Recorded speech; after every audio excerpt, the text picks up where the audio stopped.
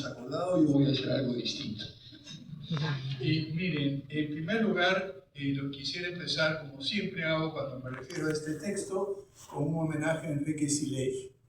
Porque fue Enrique Sileri el quien a Max y a mí nos planteó la discusión cuando le planteamos el problema de que en Agenda Perú habíamos recorrido gran parte del país y encontrábamos que mucha gente no tenía acceso a los libros, a los textos, no leía, no sabía mucho y querían hacerlo. Bueno, al final, después de varias conversaciones, decidimos publicar, al cumplir Careta 50 años, extractos de los 50 libros que consideramos que todo peruano debería leer. Pero en vez de tener el narcisismo, todo el mundo debe leer lo que yo he leído, porque es una tentación inicial, lo que hicimos fue hacer una encuesta a través de la extinta revista Debate, en la cual alrededor de unos 150 a 200 lectores nos dieron una lista de sus textos. Y ahí empezó el proceso, primero los 50, luego cuando Carrera cumplió los 60, los 60, y luego conversando con Planeta Editores, con Alessandra Villagui y también con los directores de Planeta, planteamos la idea de por qué no reproducir esto, pero ahora con los 76 años de Planeta poner 76 textos. Entonces eso nos obligó a Cristóbal, a Max y a mí. Cristóbal se incorporó desde los 60 textos, pero nos obligó de una manera u otra a leer más textos, a escuchar más, a buscar cosas nuevas, y el resultado es el que ustedes tienen aquí. La otra cosa que es terrible y dificilísima es lo que hemos tenido que excluir. Porque si son 76, ya se imaginan ustedes, las sugerencias que recibimos eran como 150, 200 libros, ¿no? O textos, o discursos, o una serie de otras cosas, pero que habían sido escritos. Pero a la hora de escoger tuvimos que ser muy, muy drásticos y rigurosos. Y en algunos casos, queridos amigos nuestros, que han producido excelentes textos, han quedado fuera por el momento. Quizás cuando tengamos los 100 libros que todo peruano le va a leer, y no creo que ni tú ni yo más estaremos para esa edición, por lo menos ya a nuestra edad, habrá que incluir estos otros textos adicionales que nos hemos visto obligados a incluir, en gran parte porque repetían algo que ya estaba en algún texto escrito por otra persona de manera muy similar. Ahora bien, para mí, ¿qué es lo más interesante, ya dándola con una cierta perspectiva de este libro? La diversidad de puntos de vista. Ya nos han dado tanto Cristóbal como Max en algunos casos cómo historiadores ven diferentes aspectos de nuestra historia de manera muy distinta, y a veces ellos mismos cambian de opinión y se contradicen. Cuando uno esto mira el universo de producción intelectual peruano, lo que se encuentra es con una enorme variedad de puntos de vista, una diversidad, y hemos tratado de reflejar eso. Por ejemplo, simplemente para hablar de personalidades muy distintas que han ejercido la primera magistratura, tenemos el discurso de Fernando de Launde, cuando habla de la conquista del Perú por los peruanos, el discurso de Alan García ante las Naciones Unidas para indicar de que no va a pagar la deuda y todo el tema de la deuda, el discurso de Velasco sobre la reforma agraria, ¿cómo podía faltar un texto como este? Y también el discurso de Morales Bermúdez sobre el papel de las Fuerzas Armadas, después de haber sido presidente, que es un texto muy interesante porque pone en perspectiva un papel diferente al que se suponía anteriormente sobre el papel de las Fuerzas Armadas. Y esto es solamente una pequeña parte. Cuando ustedes vean el libro, van a ver una enorme diversidad de perspectivas y de puntos de vista entre toda la variedad. Ahora, refiriéndome a los textos, yo lo que quisiera, más que hacer una parte, voy a tomar una frase de 4 o 5 textos. Desgraciadamente ya me ganó poniendo uno de los que iba a poner, no soy un aculturado, ¿no? Pero miren, uno de los más interesantes para mí fue ver el Mercurio peruano, 1796. ahí ya se pensaba, y hay una frase que me zapateó muy duro porque sigue siendo vigente. Dice, por ejemplo, la educación, tomada en el sentido que comprende a todo el reino, es la única parte por donde el Perú está ofuscado con algunas sombras. Desde ya se estaban quejando de la educación peruana. Yo creo que no hemos cambiado mucho desde entonces, con algunos pequeños periodos de reforma educativa, ¿no? Pero esa es una de las cosas. Miren cómo hay esta continuidad de la que han hablado tanto Max como Cristóbal. Y de Arguedas no puedo sin dejar de repetir algo que mencionaste en tu cita, pero para mí me parece genial. Considerar al Perú como una fuente infinita para la creación y la diversidad. Y curioso, hablamos de Arguedas, pero si vemos más adelante, lo mismo dice Ribagüero en sus paisajes peruanos. Dos personas con puntos de vista ideológicos y planteamientos totalmente distintos coinciden en el valor de la diversidad de nuestro país. Yo creo que eso es muy importante a la hora de leer los libros, ver cómo, a pesar de las enormes diferencias históricas, culturales, ideológicas, hay un núcleo más o menos constante, importante e interesante. Otro texto que me parece central es el informe de la Comisión de la Verdad y Reconciliación. No todos hemos tenido la posibilidad, yo he tenido la suerte de leer todo el mamotreto, más fue uno de los miembros de esa comisión.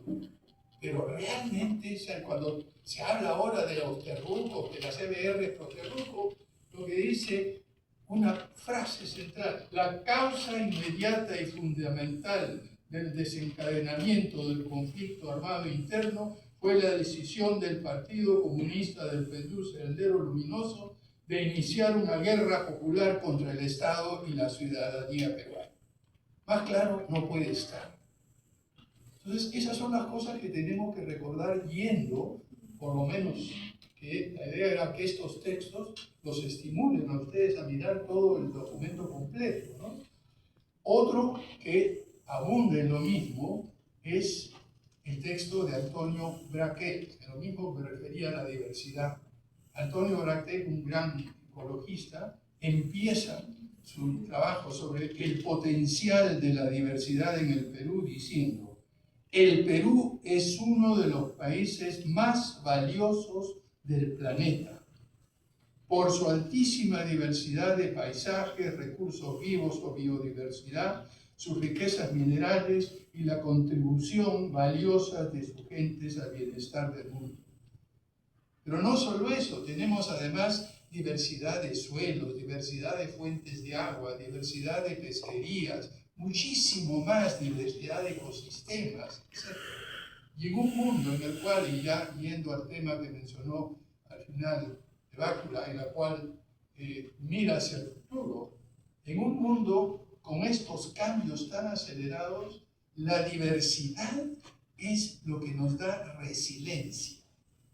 Si fuéramos un país homogéneo y tenemos la desgracia de que venga el cambio climático o cualquier cosa que afecte ese ecosistema, que afecte ese recurso, morimos. Pero en el caso del Perú tenemos esa enorme posibilidad de hacer muchísimas cosas muy diversas. Yo iba a citar a Bácula también, pero en vez de citar a Bácula, quisiera citar a Bruno Seminario. Y más que citar es sugerirles que lean el extracto de su libro sobre el desarrollo de la economía peruana en la era moderna, precios, población y demanda desde 1700.